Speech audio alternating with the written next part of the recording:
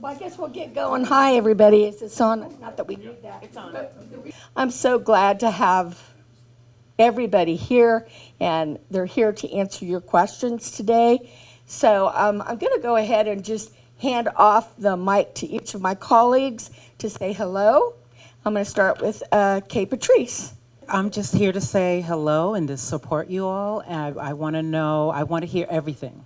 So thank you. That way, then we'll hand it off. Pam Bertani, good morning, everyone. Thank you for coming out. It's important. I always say one of my favorite models, which the NFL models very well, is that people support what they help to create. And that's what this listening tour is all about. This is all about us helping to support each other so that we can live in the kind of city that we want to live in. Hello, neighbors. Yeah. My name's Doug. I'm your city councilman for this district. We have one more city council person that's not here, Doris Panduro. She's with the CAP Solano this morning, but she's running a little bit late. But thank you all for coming. I did hand out flyers all around my neighborhood because those of you that live close, you do see me walking my dog through here. I came through here this morning every weekend, but I don't see any of the people to where I handed flyers to, so I don't know what happened there. They're on their way. I hope I didn't scare them off. But thank you all for coming. Thank you very much. Yeah, thank you everybody for coming. I'm Scott Tonneson. I'm the District 2 representative. That's the downtown Fairfield, Auto Mall, Parks. But I'm here to listen, and I think we can get started doing that. Good morning. Just thank you for the introduction. I'm Dan Marshall, Chief of Police for the Fairfield Police Department. So if you guys have any questions or comments for me today, please let me know, and I'll be happy to address them best I can. Good morning, everybody. My name is John Sturdy. I'm a deputy chief with the Fairfield Fire Department, and I'm happy to answer any fire or emergency management related questions today. Thank you. Christina Counsinger, Director of Parks and Recreation. I did bring some materials on the back table that has all of our summer upcoming activities for registration, and then a listing of some of our highlights of all the programming that we provide. Thank you all for coming out. I want to hear from them, so I'm not going to say much. Well, that's the way we like it with the city manager. I'm Savita Chaudhary, Director of IT. I'm here to listen, and if there are any questions, then happy to answer. Yes, sir. And if you wouldn't mind saying your name, I'm terrible with names and I need to hear them more than once. George Locatelli. I live on Jasmine Street, 1 block south of the PSA, the old Amy Blank School. And we love the PSA, but the parents drop their kids, go down Atlantic Avenue, turn onto Heather, and scream down Jasmine because they're trying to get their other kids to school or get to work or whatever they're doing. And I went to the city and tried to get them to put a speed bump in. And they told me it would cost $15,000 if they put one in, but they won't put one in because they said the big ladder truck, the long one, couldn't get over the speed bump because it was too low to the ground, which is BS. I've looked at the ladder truck and I've looked at speed bumps. The speed bumps are 4 to 6 inches, and that ladder truck's got about 12 inches of clearance. So yeah, that's the first I'm hearing of this, and you're correct. The ladder truck clearance it's way greater than 12 inches, so that wouldn't be a concern.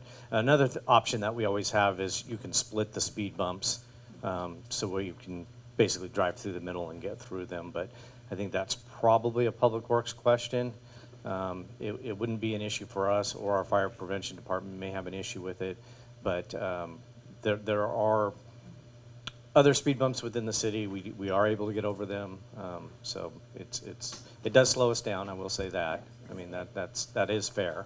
Yeah, by no stretch of the imagination, my engineer or transportation engineer. Typically, most agencies, us included, shy away from using speed bumps, particularly on residential streets, because it does slow down emergency response, and there's other issues that can come from them. So, I'll just relay that in other cities I've been in, it's very similar policies around the state, where typically speed bumps are not installed on residential streets. But I hear you loud and clear that the main concern here is that people are driving too fast along Jasmine. So what we can do is look into that, and one of the big emphasis that the PD and police chief's been putting in for this year is more traffic enforcement. I know last weekend and the weekend before, we've started doing some enforcement, particularly around Octo, down, what's the road? Why did I just draw a blank? Capitola, because we've heard, concerns about speeding there. I can let the chief speak more specific to how that's looked in the first week or so. Specifically with the schools, obviously, we tragically lost a young girl near Grange a couple weeks back. And so prior to even that occurring, our focus this year is really on traffic enforcement and really around the schools. So we kind of we did a different deployment strategy this last year with our patrol.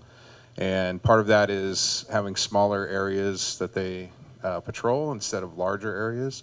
So we go back to a smaller beat system, and we have more coverage during the busier times of the day, which sometimes is not the morning. It's generally the afternoon when kids are getting out of school. But the officers are assigning themselves to different schools and their beats. And obviously we can't be out there every single day on every single street, but we are trying to get out more and just having that presence to hopefully detour some of the speeding that is occurring over there. When your officers are working there and they stop somebody, do they give them a warning or they actually give them a ticket? Because if you give them a ticket, now you got everybody's attention because the word's going to spread. I leave that to the discretion of the officer at the time. So it could be a warning, it could be a citation, and it kind of depends on what the situation is.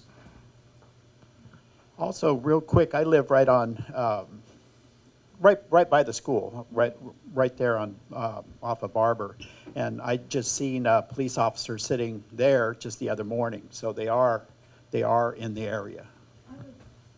I would just like to say too that one of the things that, because I live on Winston right by the school, and that is, it's a busy street. And we're concerned, all of us, I'm representing the street. Anyways, we're concerned, I'm Misty Zelenko. Been in Fairfield since I was 6 months old. Anyways, the crosswalks, used to be when I was a kid, there was always crosswalk guards, but there's no crosswalk guards even anymore. And, it seems like that's become quite dangerous for these kids. So the challenge with crossing guards is that is a school district issue. And so that needs to really be addressed with Fairfield-Sassoon Unified School District. It's not the policing issue or a city issue. So that is something that we can, again, make a reference to for them. They have heard it loud and clear recently. I know we're meeting in a couple weeks with the school district because the city and the school district meet quarterly, and it is safe routes to school is something that they're going to be talking about. And just for the Public Safety Academy, we actually have an officer assigned there as well. So I'll let the officer know too that Jasmine in particular is having challenges. So. I'm here because of Octo Soccer Field. That meeting was a farce. Many people were not notified in time, and when we were notified, we were on or about the 22nd of February for a meeting that was scheduled for the 28th. And the first thing the soccer president said was that there was a buck-naked man in the park. I said, well, I don't need you to come over here to insult us. We're already being insulted by the over-parking, excessive traffic, this document never being implemented or monitored. When the soccer field went into effect, I sent Pam a copy, never got a response whether she received it or not. I believe she got it because it never came back to me. I have one copy, and I think everybody that's affected by this soccer field should have a copy, and we should have a meeting specifically for that. We've been dogged out, run over, trashed out. I've seen people just drop their trash in the street. They care nothing about our neighborhood. If it were their neighborhood, they wouldn't even allow it for a moment. Well, we are very aware of the problems at the Octo Park, and I can guarantee that we are looking into all of those things, and we are working on those issues. David, do you want to comment on any of that? So we, obviously the city manager brought it to the police department's attention. And so last week we had one of our lieutenants, who's in charge of traffic and our youth services division, went out and worked the area. He wrote some tickets. He also kind of assessed what was happening. And there are some issues that we have since brought up that we see as far as the entrance and exit, and some things that probably need to be a little bit better described of what it is, because even I was confused going in there when I drove through last week. So there's things we are working on. It's not going unnoticed. Dispatch is well aware of calls that we get. The officers in that beat are well aware of the calls, and the beat sergeant is as well. So it's not going unnoticed, but there is a process, and so we're trying to work with everybody to do the best we can right now. Okay. Well, I guess my call is for more transparency. We have a nuisance house next door to us. There have been over 50 calls for service to that house, including a huge riot. They've sued the city. They won because nobody from this city called the neighbors.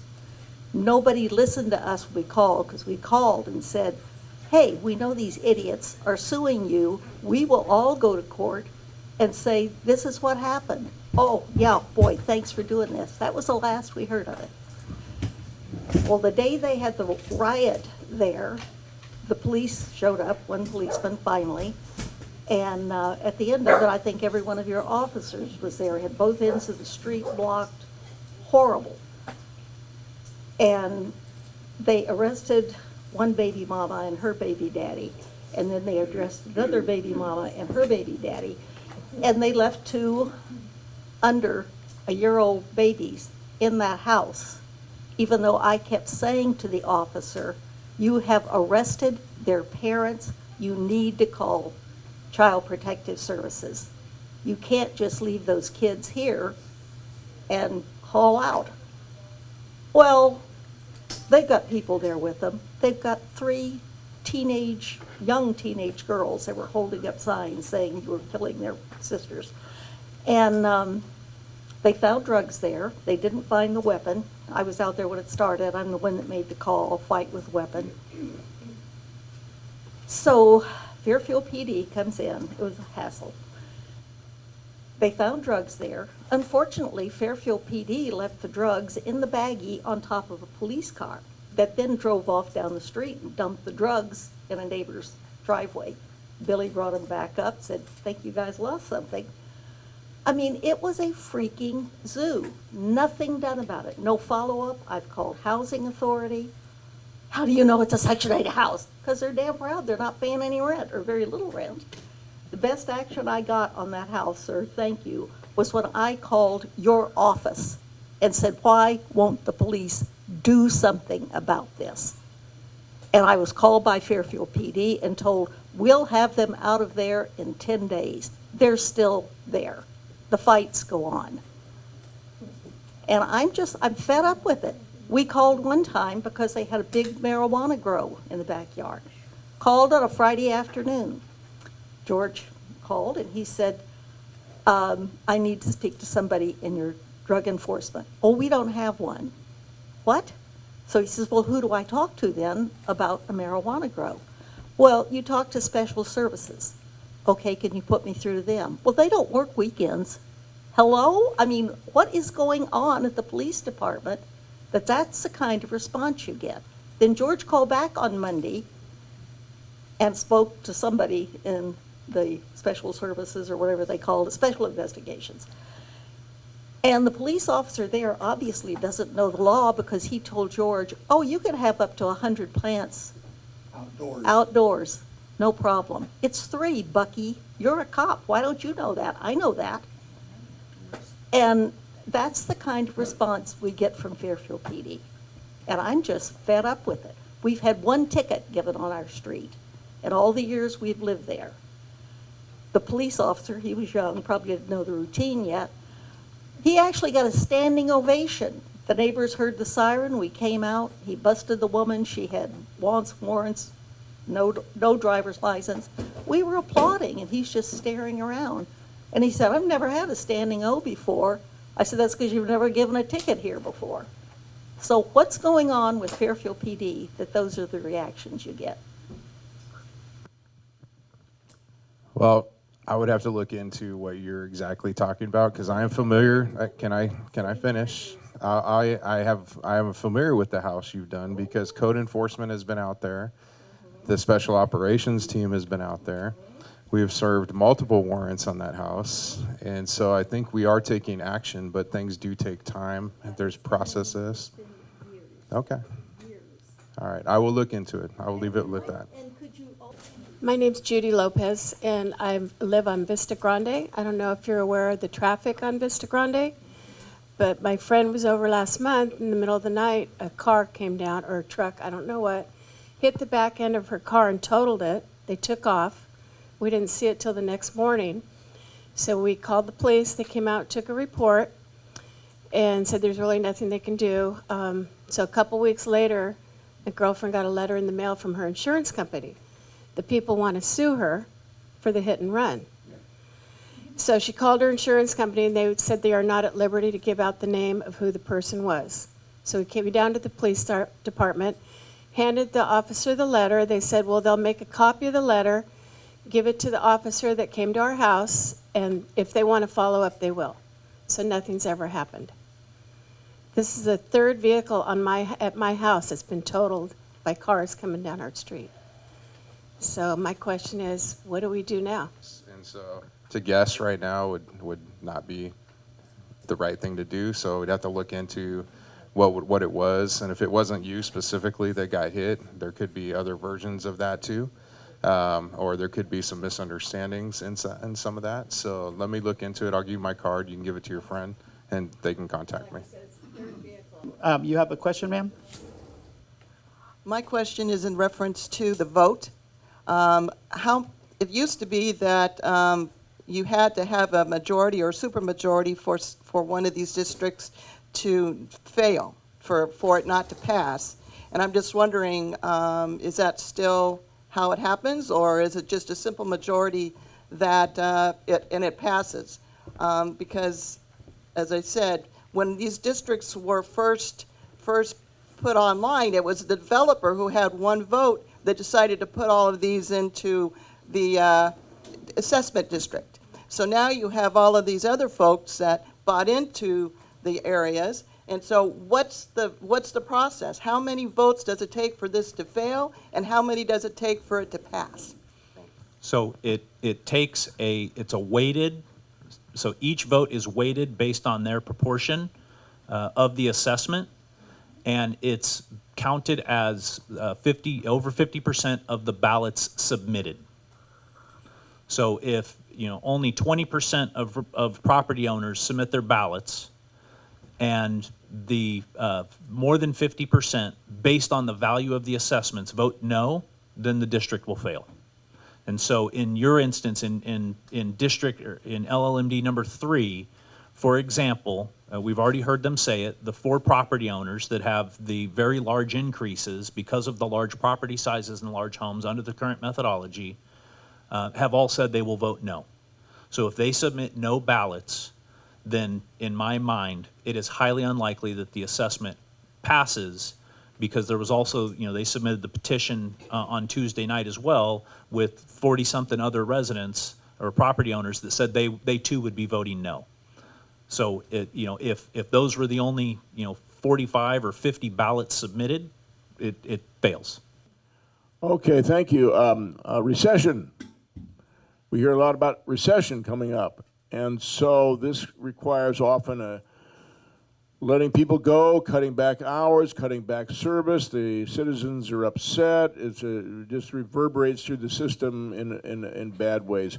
So I'm interested in how much financial reserve we have to counter, let's say we lose 25% of revenue for 3 years in a row. Can we handle that or not? We could not handle losing 25% of revenues for 3 years in a row. Well, typically, yeah. 25%, you'd be talking $30 million, right? Because we have about $128, $130 million general fund revenue. Most any... Let's go back to 10%. Well, Whatever the percentage. So the city right now has healthy reserves. So our total general fund reserve right now is about $52 million. We have a mandatory 20% reserve in the general fund, and that's part of that 52 million. But that leaves, I want to say the 20% is around 26 or 28 million dollars is the 20%. Everything above that, about 22 million dollars, then is an undesignated, uncommitted reserve. So the city's general fund has healthy reserves, but I'm not going to pretend like we don't have financial difficulty ahead. And revenues are down, so our latest sales tax projection shaved our projection by another $1 million. So revenues are down, but the revenues are down, and when you look at the total, everything within the general fund revenue stream, what we're really seeing is basically a flattening. So we're not seeing, this isn't at least from our revenue perspective at this point in time, it's not recession, right? It's not negative growth, as the economists love to say at the Federal Reserve. So we're not going to see our revenues decrease from what we had in the last fiscal year, but what we'll see is we won't have any increase. But you then compare that to expenses, costs are going up. And so, for example, like the LLMDs, because of the reallocation of special and general benefit that was done with all of the engineers' reports, more than $1 million is going to now hit the general fund to maintain landscaping across the city. So that's a big impact. CalPERS, unfortunately, last year they lost over 6%. And so they have a discount rate, or they have an earnings target of 6.8%. So when they lose 6%, that's basically 12% that they came up short. So our CalPERS bill will go up $2 million next year. So there's $3 million right there. We have cost of living adjustments in our negotiated labor agreements. That'll be another impact. That's about another $1 million. And then we have a new finance team. And the new finance team has been going through and really sort of scrubbing stuff. And so, there's other expenses that were out there that will be coming onto the general fund because legally they should. They're mandated. And it's my estimate. I don't know the real reason why, but my guess is what we're really uncovering is some of the measures that we're taking under the Great Recession, 10, 12 years ago, in order to keep the city afloat. And so as we right-size that and move those expenses into the appropriate places, that increases the impact to the general fund. So, are we in a good position because of our reserves? Yes. We can come up with strategies to close that gap between flat revenue and increasing costs.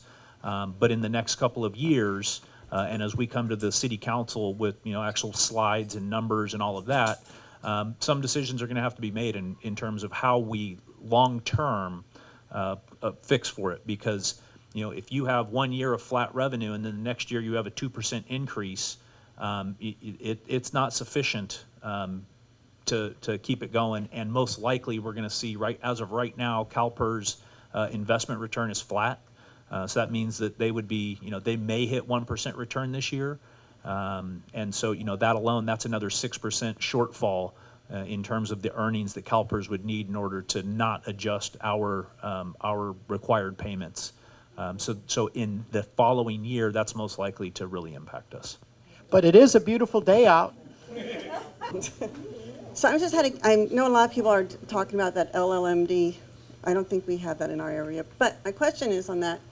Since it's out for a vote, when was the last time that our city actually just increased it? Because does it always have to go to a vote, or is it something that the city has that option at an LLMD every so many years? You can increase it, and when was the last time the city has assessed that versus taking it back to us citizens and asking us to take on the hit versus just increasing it with our incomes?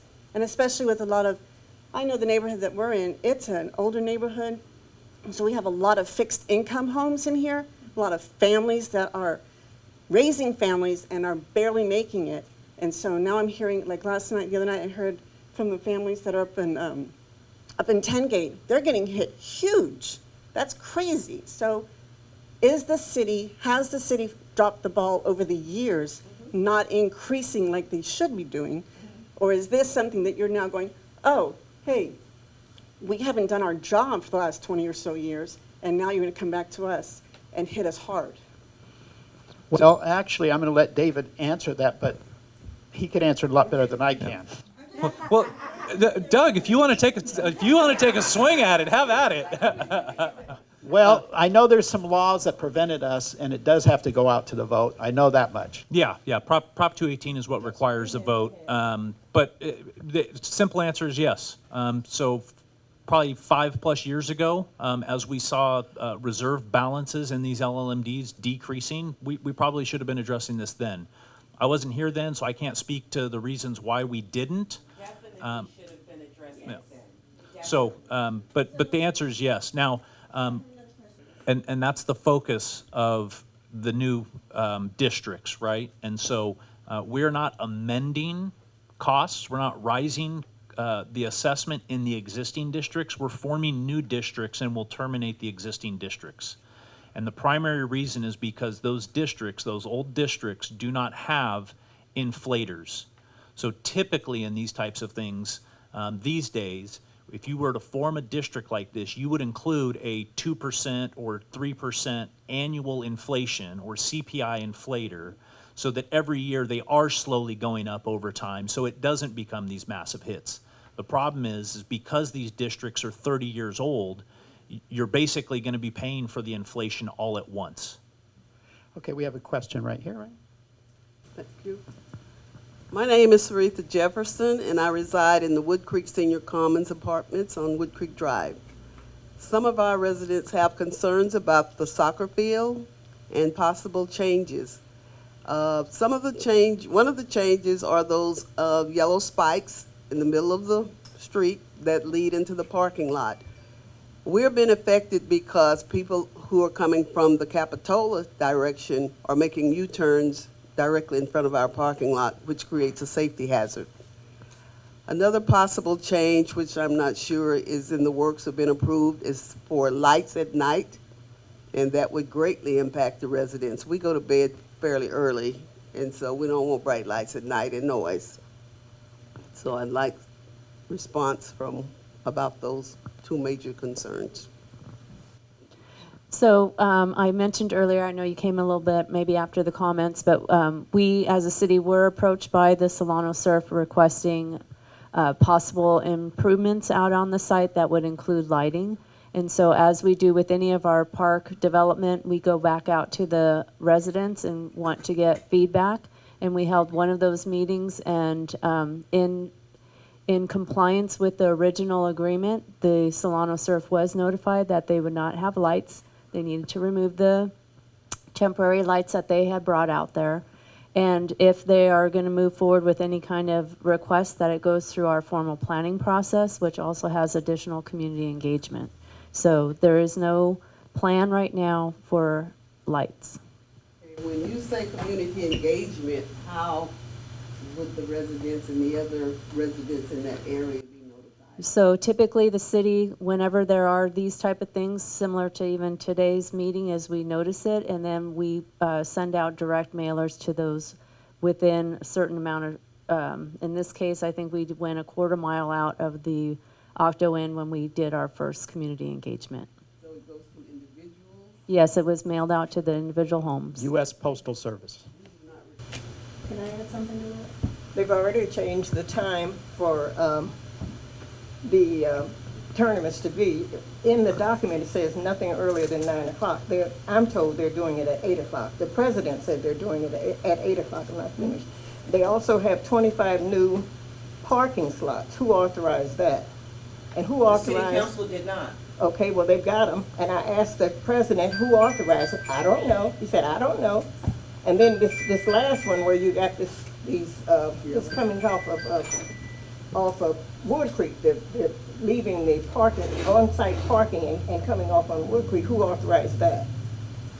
So it sounds like at this point, if there are, and it sounds like there are activities that are beyond the boundaries of what's authorized in the document, what do we do to make sure that the document is being complied with? What do we do with activities that are occurring right now that are out of compliance with the document?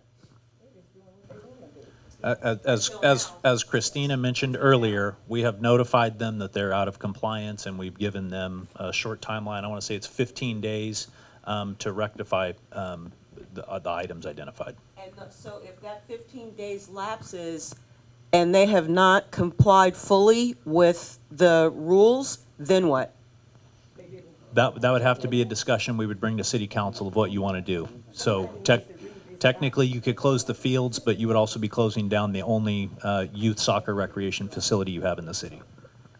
So, Madam Mayor, I think maybe this is the issue that needs to come before the city council for full discussion on the record.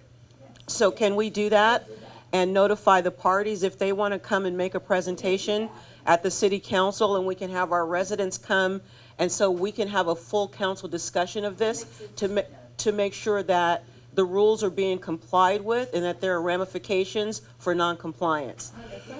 My name is Mike, and there is an amendment to that agreement that was executed in 2009 that permits us to start games before 9 a.m. I would be more than happy to print off as many copies as you would like. The city council authorized it. I apologize. It was well before my time. So you were the one that said the buck naked man went out there? That was me, yes. We've asked the city for a number of things to help us improve safety of the young children that are out there. For 5 years, I've been working with people at various levels. Obviously, I don't know what I'm doing because I've not been able to get the city to help us at all.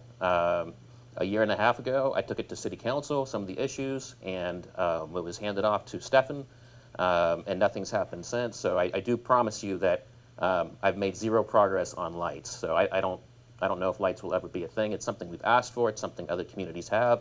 It's something other children that play other sports in our city have. And for some reason, the kids that play soccer can't have that. I don't know why, but the lights have been removed. Next up are the speed bumps that we've installed to try to improve player safety.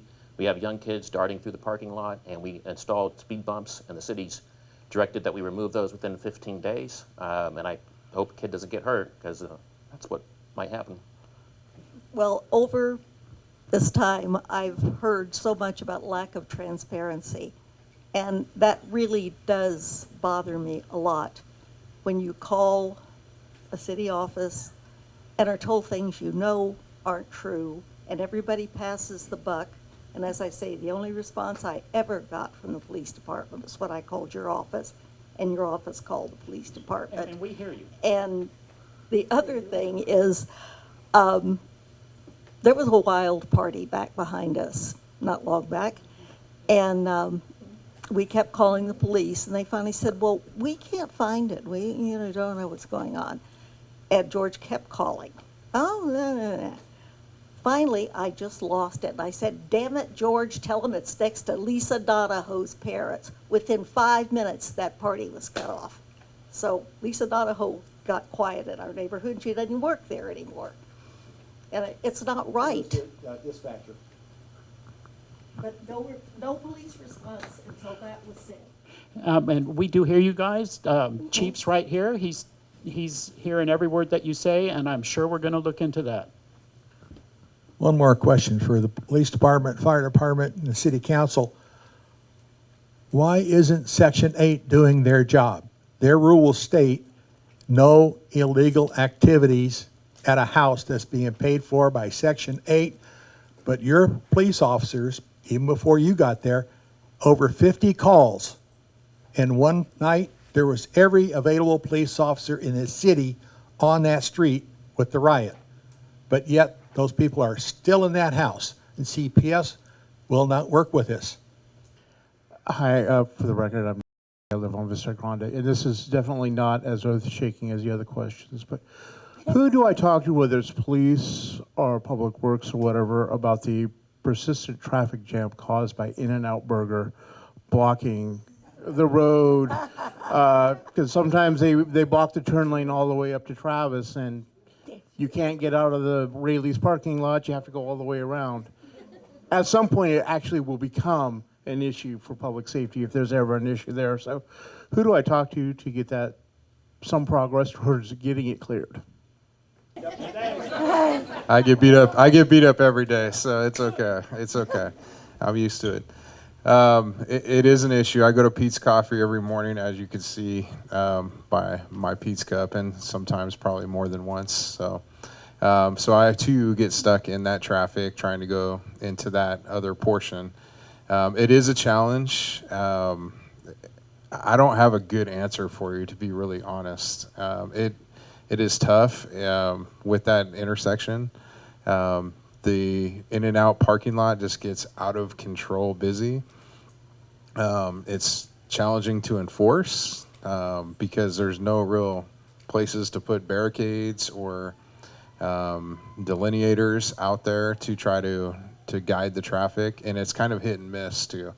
And so sometimes it's a lunch rush, sometimes it's a dinner rush. So it is very challenging. This is not a great answer, but I don't know what to tell you, to be honest.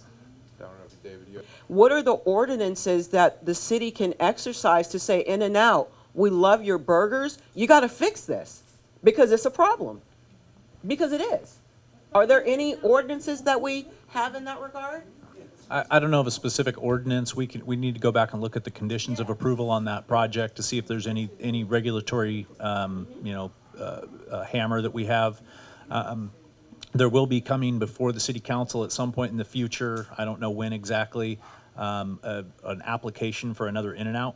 And so, one ways in which you can sort of fix the over demand is to add a second site so that then you split up some of that traffic and not all of it's sitting on the street waiting to get into the one In-N-Out in town.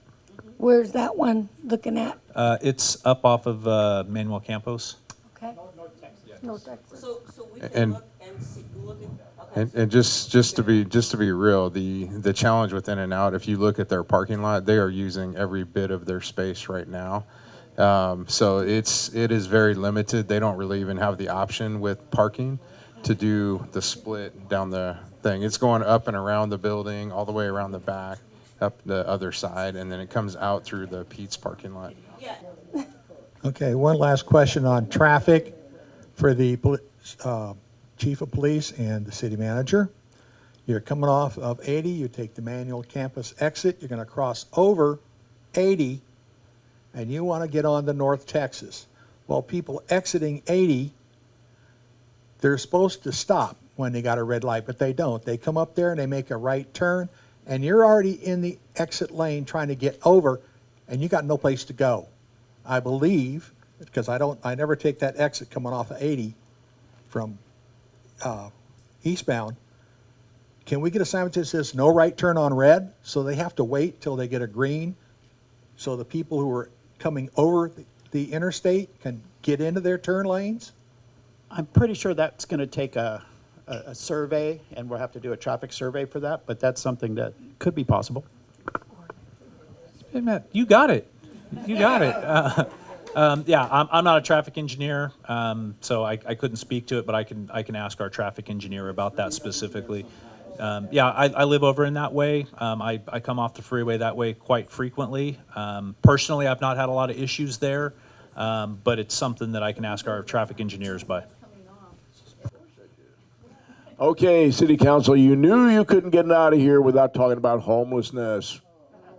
Homelessness. Now, Doug, I think this district is not too badly impacted, is it? There's mainly over at the corner of the Octafield is our big spot now, but Okay. we've had a reduction close to 20% along since they put up fences over at the Motel 6, the business that came in behind it, the Quick Quack Duck place The cleared duck out a place. lot of homes. So it has reduced. I live here. I drive here 2, 3, 4, 5 times a day. I've seen a reduction myself. Okay, so I want to report, City Council, your city manager was at the county forum this morning. Excellent, really looked interested too. Which wasn't an act. What I'm afraid of is describing the problem. That's what I saw this morning, and you have to describe the problem. People who solve the problem will have to know the problem. So I'm not against that. but we can describe till the cows come home and never act. That's my concern. So my feeling on this is at some point we have to pass a law that says you can't sleep overnight on the streets of Fairfield. Okay, so I'd like you to react to that. No, we can't do that because, or I'd rather do this because, or Jack, you don't know much about anything as usual because, whatever. But I'd like to hear from our 5 members here and take the heat off David. What are we going to do about homelessness? Are we just going to describe it forever, or are we actually going to do something? I guess I'll start. Homelessness is not illegal.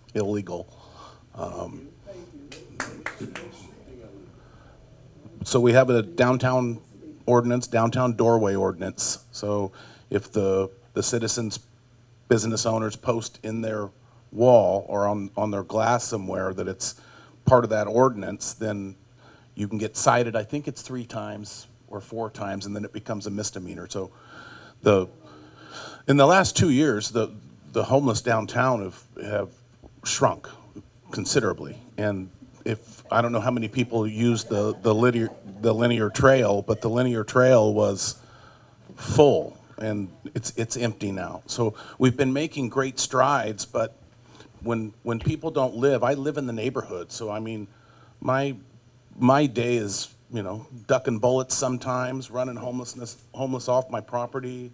I live across the street from a park. So what I think the districts have brought is you're talking to people that live in your district there. So for me to see a homeless man on my sidewalk, it doesn't affect me in the way that it does some other neighborhoods. So I think we've been making great strides. This 2x2 Capilano that we've been working on, I think we're heading in the right direction. The problems in Suisun are, they're starting to flow to Suisun, which we catch hell from their electeds because it's like, stop sending them here. But, that's where they migrate to. So we put enough pressure on them, and I'm sure Dan can speak to this, that we want to move them around. But the main thing is we want to get them help, and we want to have the services out there. They're called wraparound services. So we're doing everything that we can. I can assure you of that. But I actually have been working with that population for over 20 years. It's a complicated issue. There's a lot of mental health issues. There's state and local funding that has been cut. Housing rise. There's so many issues to it. But I assure you, this crew, this team that we have, is making a difference. And I'll just add in that, I've said all along that I'm from Oakland. So when I go back to Oakland now, it is absolutely out of control. The homeless situation in Oakland is, I don't think that it's fixable. That's how far gone it is in Oakland, California. And you know what? I believe that every person has the right to have some safe space to live in overnight. I have zero tolerance policy for homelessness because everybody deserves to have some place to live. And I think that the city of Fairfield has done a really great job at providing services for people who will accept the services. The hard question is what happens for the homeless individuals who don't want our services. For the homeless individuals for which we do have mental services, we do have mental health services, but they don't want the help or the shelter that we're offering them. That's the hard question that we need to address. Because the city has resources. I don't know that we have resources to put a roof over the head of every homeless person or resident of Fairfield, California, but I know that we do have expansive resources.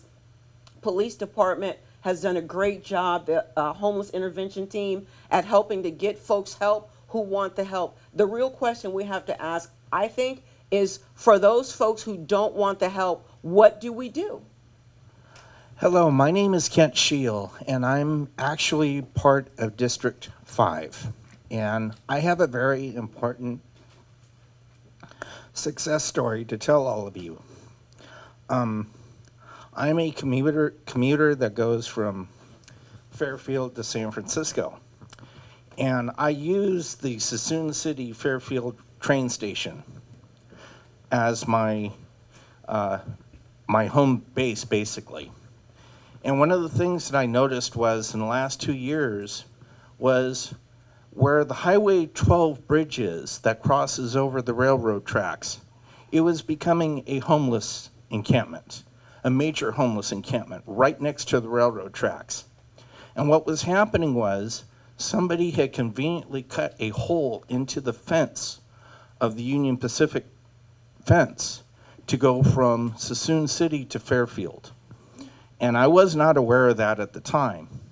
But what really galvanized me was about 1.5 years ago, during the pandemic, a homeless person set fire to the park right next to the train station. And the flames were reaching the bottom of the pedestrian bridge and the Highway 12 bridge at the same time, which I called it in. It really galvanized me to really make a difference and try and do something to help them. And one of the most important things that I did. You called me a while ago. Huh? I reached out to Mayor Moy, I reached out to Wanda Williams, our supervisor, and I reached out to the Suisun City Mayor roughly last December. And I was taking pictures and doing everything I could, because what was happening was during the cold, bitter cold winter, and with all the rain and everything else, I saw people lighting fires underneath the Highway 12 freeway bridge. And the other thing was there were freight trains coming by with flammable, explosive gasoline, propane, cars, everything under the sun. And I made it my mission to get those people out of there and to find a better place for them to move on to. And one of the most important things that I've learned, sure, we're all here to talk about this, about different issues, but it takes time for the solutions to develop. And we all have to be patient, even though we're angry, even though we're frustrated, even though we have a bone to grind with certain people. We got to realize that all of us have a say-so in what goes on. And the thing is that solutions take a lot of time, it takes a lot of people, and also it finally galvanized Union Pacific to finally go after the homeless encampments. Because I'm going from Fairfield, Suisun to San Francisco, and to see the homeless encampments along the railroad tracks in Richmond, along the railroad tracks in Oakland, even along the railroad tracks in Martinez, and see what they have. I've had numerous delays because of train strikes, because people are running into the trains constantly. And it's an ongoing problem for them, just as much as it's an ongoing problem for all of us. And we all have to be cognizant of what they're going through, and we have to be cognizant of what we need to deal with, and have a tolerance to say, hey, I can't accept this, but the thing is, we got to find a solution to this. Thank you. I'm going to really quickly talk to you a little bit, because we have a majority of us now here who actually grew up here in Fairfield that are on the city council. And so we know how it was and how it is. And we've seen the changes, and some which are great and some that are not so great. But a majority of us have also worked with homeless folks. I ran Heather House with women and children, and also severely mentally ill people. And I was hired on there because we were in a financial situation that it was going broke. And I was able to keep it open for a couple more years, but then it closed ultimately.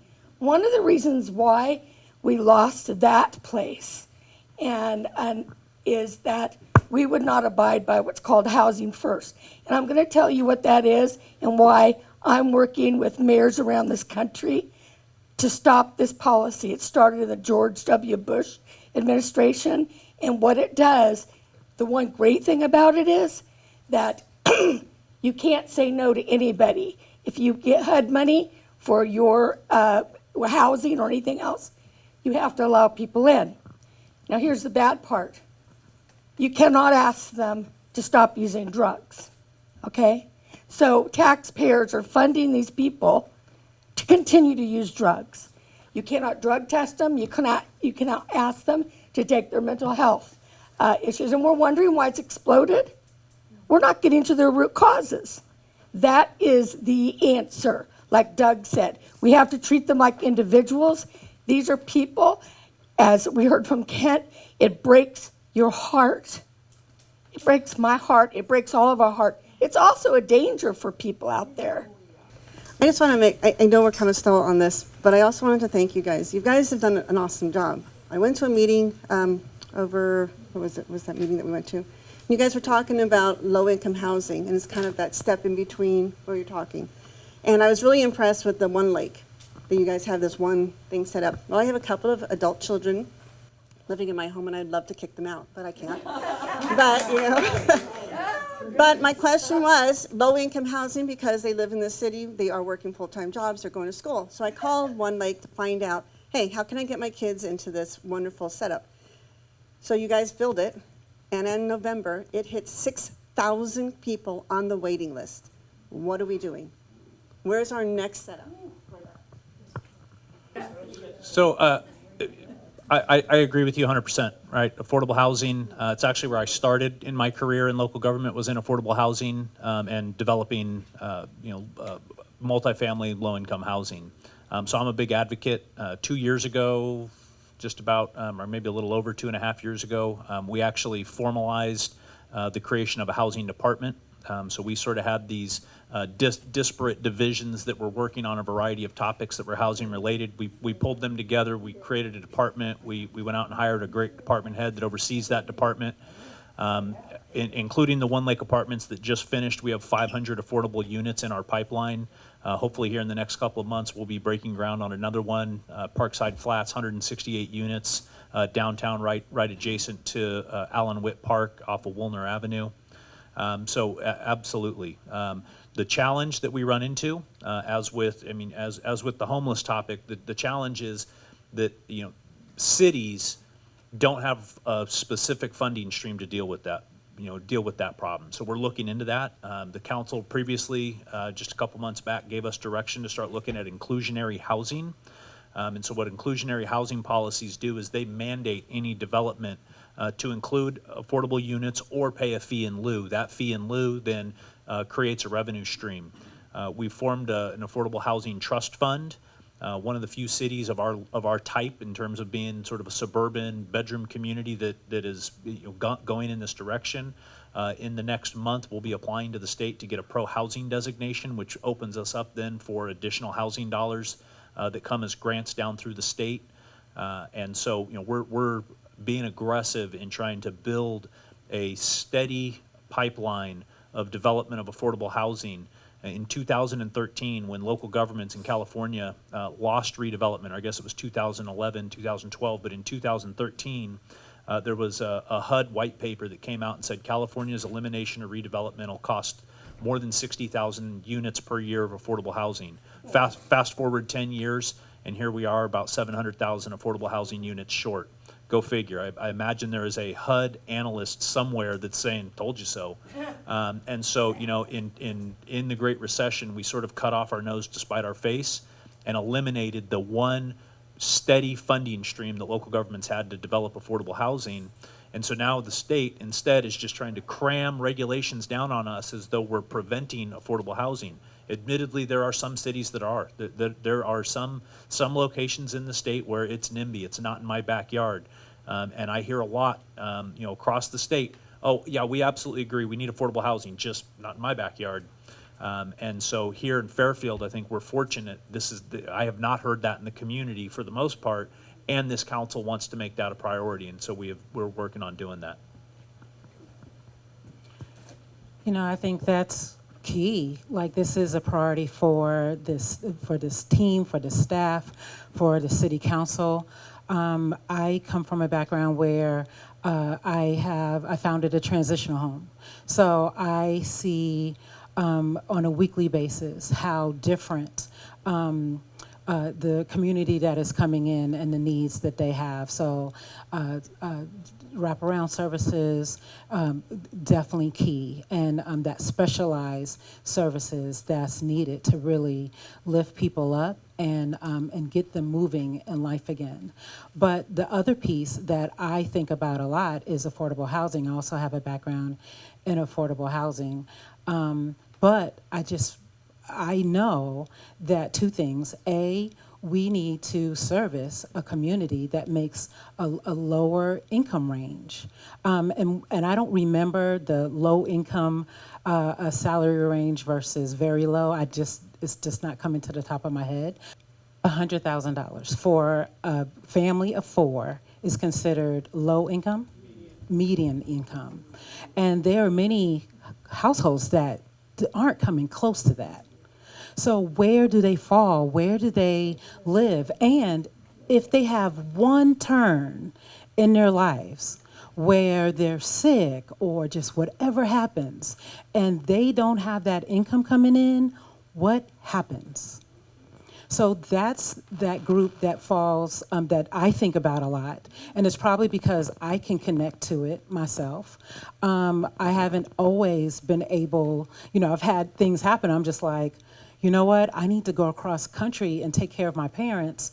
They're really sick, and I just won't have this income coming in, and I got to come back and try to figure this out, and have almost lost my house a few times. So that's my story. And I don't think it's a story that other people don't know, can't feel, can't relate to. So we all have our stories and our passions behind this thing. And what I will say is, in my humble opinion, I just think that this is the staff, this is the city council that's looking for innovative ideas and trying to figure it out. We're trying to find the money, trying to find the great solutions, and we're looking at it from different points of views. Thanks. Okay, I think we're pretty close to finishing up our meeting, but before we do, and before I give the microphone to our mayor, I just want to thank all of you, and remember, this district, I'm your councilman, I work for you, we all work for you. Without your input and without you being here, it makes it a lot more difficult. So please pay attention. We got the codes you can read off the signs. If you go to our website, it's awesome, and it's really easy to navigate. You can keep abreast of all the things that are going on in our city. And again, it's your city. It's all of our cities, including yours. Also, real quick, today over at noon downtown, speaking of city and community events, we have the Blues Brews and barbecues. They're having a barbecue and some music playing and all kinds of stuff going on at the city yard down there. Be sure you go down and get some barbecue and have a cold one. I don't have anything to add, but just thank you. I know you could have been somewhere else today. Right. They got something. Oh, okay. Thank you very, very much. Always, we are listening, and this is a listening tour, and you guys showed out today. So thank you very, very, very much. And for all your ideas, thank you, staff.